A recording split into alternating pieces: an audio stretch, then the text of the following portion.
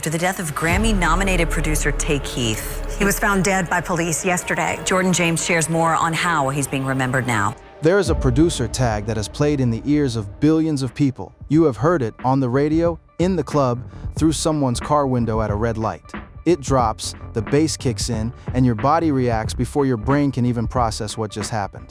That tag belongs to Tay Keith. And while the whole world was feeling the music, Tay Keith was quietly doing something most people in the industry never figure out. He was building an empire, a real one. The kind with paperwork, ownership and assets that earn money while you sleep. The kind that does not stop when you do. On June 18, 2026, Bree Tavius Lakeith Chambers, known to the world as Tay Keith, was found dead in his Nashville apartment. He was 29 years old. Trail. Metro Nashville police reported no signs of foul play, and the case remains unclassified pending autopsy results. The music industry stopped because this was not a legacy act from a faded era. This was a producer still in his prime, still shaping the sound of the moment, still climbing. His death left a hole in hip-hop that is genuinely impossible to fill. But here's what the headlines are not telling you.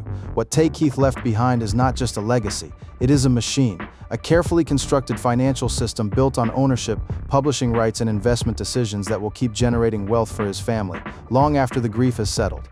Today we are going inside the Tay Keith estate, what he was actually worth, what he owned. Trail. How a kid from South Memphis turned a passion he discovered at 14 years old into millions of dollars in durable, lasting wealth, and what his family stands to inherit now.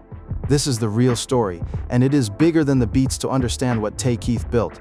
You have to understand where he came from, because the discipline, the grind, the business instincts, all of it was shaped long before anyone knew his name. Born September 20th, 1996, the youngest of 5 children, Tay grew up in South Memphis in a household with zero connection to the music industry. His mother earned her GED and went to cosmetology school. His father was a locksmith, working people, trade people, parents who pushed education hard because that was the path they understood. The safe path, the real path. Trail. The music spark came from time spent at his father's house. His dad had a connection to a local DJ, and on those weekends, surrounded by siblings and neighbors and the raw energy of Memphis music, something lit up inside young Tay Chambers that would never go out. Memphis matters here. It is not just a backdrop. Memphis is one of the deepest wells in all of American music, a city where the sound has always carried grit and pain and power. The hardness in Tay's drums, the low-end menace in his beats, the way his productions feel like they are hunting you, that is Memphis. He absorbed it all and translated it into a language the whole world could move to, and that authenticity is exactly why it traveled so far. He was not chasing what was hot in Atlanta or New York or Los Angeles. Trail. He was bringing something unmistakably his own, unmistakably Memphis. The industry came to him. When you own a truly distinct sound, you're not competing on price. You're the only place on earth to get that specific thing. That scarcity is the foundation of real market value. By the time he was 14, Tay was teaching himself production software. No mentor with a platinum plaque, no famous connection opening doors. Just him, a screen, and a relentless need to figure it out. And here's the detail that most people walk right past. While every other kid in his circle wanted to rap, wanted the mic, the spotlight, the chains, the attention, Tay went in the complete opposite direction. He went behind the glass. He fell in love with the construction of sound, the architecture of it. Trail, the way a single drum pattern could make an entire room lose its mind. That is the ambition of a builder, not a performer. And builders own things. Owners are the ones who get paid long after the show is over. He uploaded beats to YouTube and DatPiff, throwing his work into the void over and over with no followers, no cosigns, and no algorithm pushing him forward. Just reps, day after day, week after week, sharpening a craft that might never pay off at all.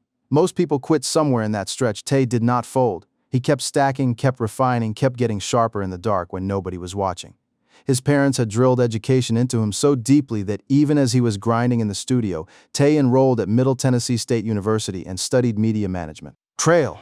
He was balancing coursework and beat making at the same time, refusing to fully commit to either path until life forced his hand. On December 15, 2018, he walked across that stage, a first-generation college graduate. He later said that school slowed him down, took up time he could have spent moving faster in music, but he finished. He got the degree. And here's why that matters more than most people realize. He was not just learning how to make beats. He was studying the business side, the executive side, how the machine actually works. Publishing deals, media rights, ownership structures, how value is created and protected inside this industry. That education showed up directly in the moves he made as an owner. Trail. It is a major reason this story ends with a multi-million-dollar estate instead of just a highlight reel. 2018 was not just the year Tay Keith graduated. It was the year the entire planet learned his name, whether they consciously realized it or not. It started with Rover for Blockboy JB, a record already buzzing hard in the streets. Then February arrived and Blockboy dropped Look Alive featuring Drake, produced by Tay Keith. That record detonated. It hit number 5 on the Billboard Hot 100. Stop and sit with that for a second. The biggest artist on the planet, Drake, was rapping over a beat made by a kid from South Memphis who had been uploading to DatPiff just a few years earlier. Trail, and that producer tag, the one you recognize before the first bar even starts, began dropping on radio stations in every city in America. That was the door cracking open. And once it cracked, Tay Keith kicked it clean off the hinges. That same year, he delivered Nonstop for Drake off the Scorpion album, number 2 on the Hot 100, a record that became completely inescapable that entire summer. Scorpion was one of the most streamed albums of the year, and every one of those streams touched every producer on every track. That kind of placement pays quietly in the background for years. Then came the one that made him immortal, Travis Scott's Sicko Mode, a cultural earthquake. Trailer, number 1 record that spent over 30 weeks inside the Billboard Top 10. Eventually certified diamond, representing 10 million units, and it accumulated billions of streams. It earned Tay Keith his first Grammy nomination, and it permanently redefined what was possible for a producer from Memphis. A song like Sicko Mode is not a hit you celebrate once and move on from. It is a financial asset, an anchor in a catalog that pays out for decades. A diamond-certified record with billions of streams is property. It generates income every single time it plays anywhere on the planet. That one song alone changed the entire math of his career. That same year, he produced Not Alike for Eminem on the Kamikaze album. And that range says everything. Drake, Travis Scott, Eminem. Trail, 3 completely different superstars across 3 completely different lanes of hip-hop, all trusting this young Memphis producer with their records in the same stretch of months. He was also working with 6IM to E19 on a platinum record during that same window. The placements were stacking faster than anyone could keep track of, and each one was another brick in the foundation. The credits did not stop in 2018, and that is the part that truly matters when evaluating his long-term value he produced. Before I Let Go for Beyoncé on her Homecoming Live album, working with Beyoncé puts you in a completely different stratosphere. She does not choose collaborators lightly. That placement is a credential that opens every door in the industry. Trail. He produced Rover 2.0 with 21 Savage, extending one of his earliest signature records into an even bigger moment. And years later, he helped launch the career of Sexy Red with the breakout single Pound Town, proving he could not only ride a wave but build the next one entirely. That is the detail most people miss when they evaluate a producer's real worth. A lot of producers have one hot run, and then fade when the sound moves on. Their catalog gets frozen in a single era, and slowly loses relevance. Tay kept evolving. He stayed relevant across multiple movements of hip-hop, which means his catalog is not trapped in one moment in time. It spans years, multiple waves, multiple generations of fans. That breadth makes everything more resilient, more durable, and ultimately far more valuable. Trail, by the time you tally it all up, 11 top 10 hits on the Billboard Hot 100, multiple number 1s on the Hot R&B and Hip-Hop Songs chart, Forbes 30 Under 30 in Music for 2025, and 3 BMI Producer of the Year awards. Those are not trophies sitting on a shelf. Those are the credentials that kept his rates high, kept the superstars calling, and kept his earning power climbing year over year. Now we get into the real conversation, because understanding what Tay Keith was truly worth requires a shift in how you think about wealth in music. Reported estimates place his net worth between $2 and $5 million, with some 2024 figures running as high as $10 million, depending on how you value the catalog and the publishing rights. That wide range is not sloppy journalism. Trail. It reflects something important. The most valuable thing he owned is not sitting in a bank account where you can simply count it. It lives inside the songs. And the value of songs is a moving target the entire industry argues over. So when you see a number attached to his name, understand that the real engine of his wealth is harder to measure than cash, and very likely worth more than any single estimate suggests. Start with the catalog. Hundreds of tracks, including diamond and multi-platinum records, that have collectively accumulated billions of streams.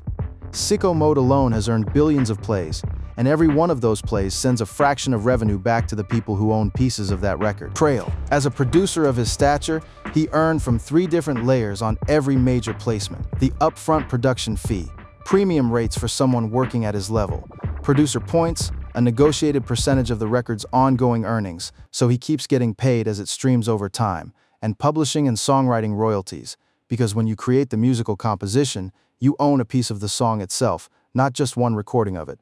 Every cover, every sample, every sync license, every stream in any form triggers a payment back to the rights holder. Stack those 3 income streams across hundreds of tracks, and you're not looking at a paycheck, you're looking at a machine that runs on its own. Trail. Then there's the publishing, which deserves its own focus because it is the most durable asset in the entire estate. Tay Keith held a publishing deal with Warner Chappell Music, one of the largest music publishers on earth. Publishing rights are tied to the underlying composition, the melody, the structure, the creative DNA of the song. These rights generate income as long as those compositions are used anywhere in the world, streamed, played on radio, performed live, sampled, licensed into a film, a TV show, a commercial, a video game.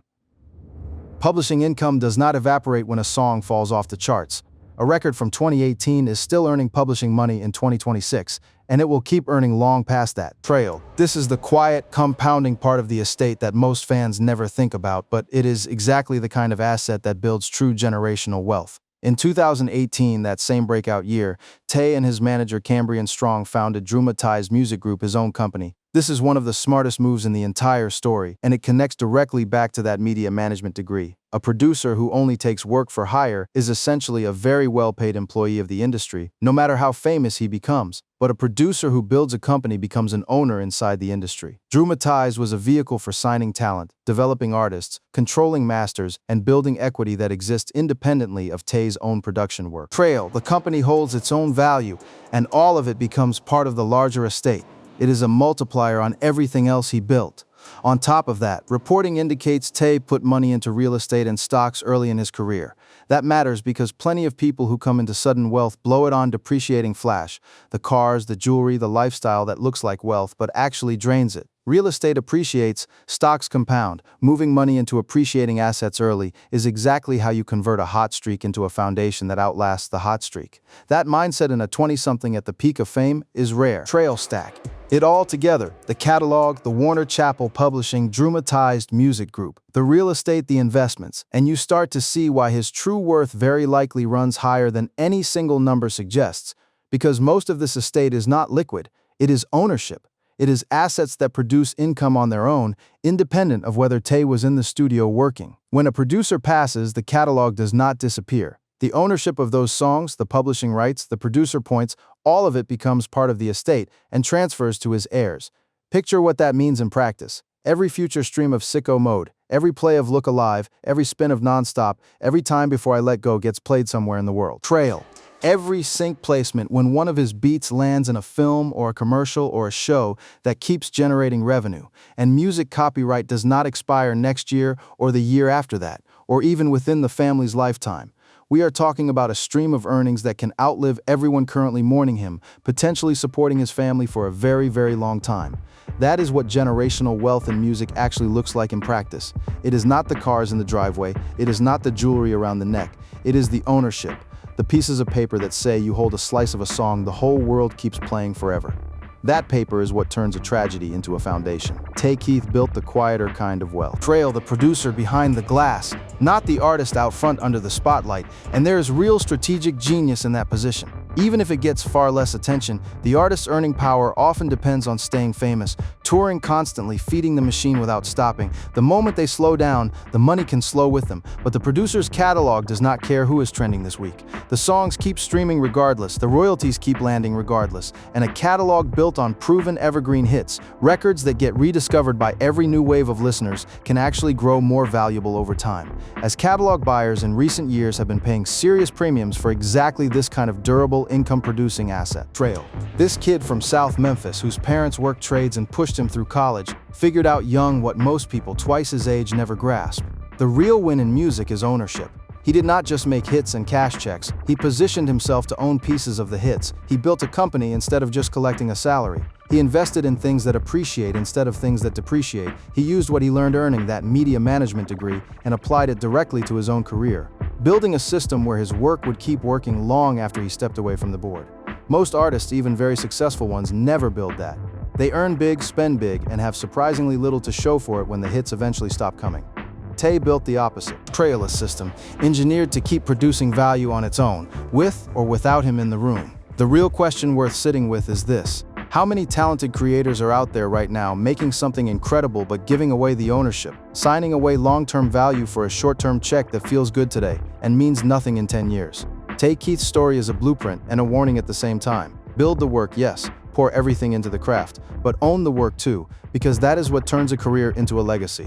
That is what turns a run of hot records into something your family can hold on to long after you're gone. Rest in power, Breatavius Lakeith Chambers. The beats are going to keep dropping forever. Trail, and the sound you built is permanently woven into the fabric of this era of music. What are your thoughts on the legacy he leaves behind, and what his story can teach all of us about building real lasting wealth instead of just chasing the moment? Drop it in the comments below, and check out the video on screen if you want to go deeper on the business behind the music. Stay tuned, we out.